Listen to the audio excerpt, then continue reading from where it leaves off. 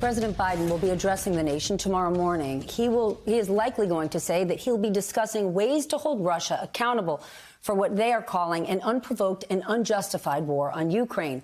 But as many businesses are pulling out of Russia, we've got exclusive new reporting tonight on how one of America's biggest investment banks is profiting on the war in Ukraine. Goldman Sachs. They say they are winding down operations in Russia, which is partially true, because at the very same time, they're actively trading Russian debt to U.S. clients, mostly hedge funds, and they're using a legal loophole to do it.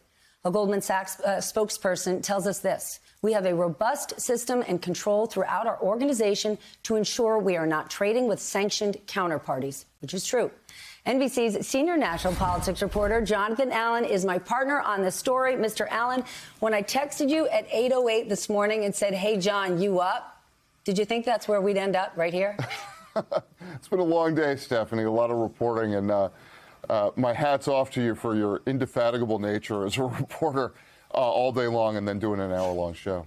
I can't spell that word. So start us with, what is this loophole? How is this happening?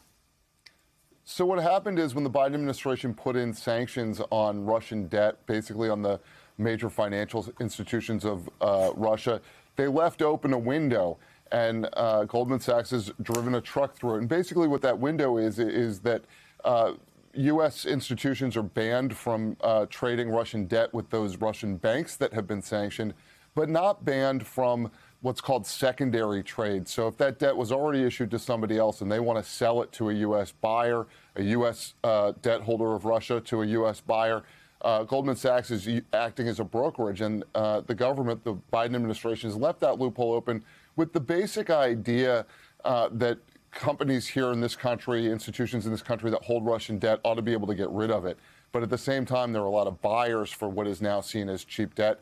And Goldman Sachs has been advertising that to its clients and basically saying, hey, come on board while this debt is cheap. It's going to eventually go up later and you'll make a killing. Okay, and that's what we need to explain. The idea, hey, let people still trade this so they can close out their positions so there's not chaos in the market, that's really getting abused, because what they are doing is trading hundreds of millions of bonds. Goldman Sachs is going out and pitching trade ideas, market dislocations to distressed hedge funds who are looking to buy something cheap in a crisis. And that's what they do. But this isn't a regular crisis. It's not a company going bankrupt. It is a war. And let's remind you, when you buy Russian government bonds, you are now lending to the Russian government. And when you buy Russian corporate bonds, you are helping that company succeed. So right now, Goldman Sachs is making markets and making money, which is certainly not in line with the spirit of the headline, we are winding down and leaving Russia. And John, the reason I wanted to do this, my takeaway, it doesn't matter how much Wall Street tries to rebrand itself with new slogans, it doesn't change. So if you're a vulture, be a vulture. But do not come flapping your wings to my window and call yourself a dove of peace, because all that Goldman is doing flies in the face of what all of the United States and our Western allies are trying to do. What does the administration say?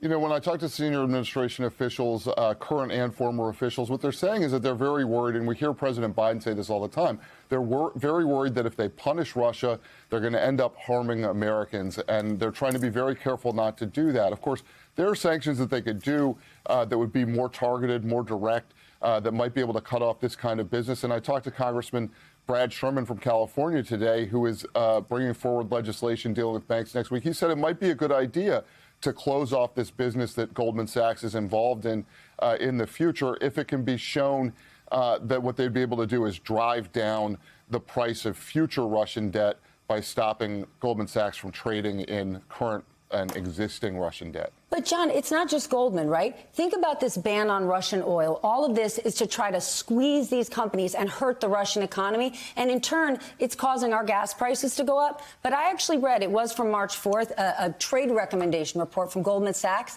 And they wrote, we see Lukoil, the Russian oil company, as the best recovery play of distressed Russian corporates. So you've got J.P. Morgan saying, here's a good play for this Russian oil company. At the same time, we're banning Russian oil, and the American consumer is suffering for it. How is this kosher?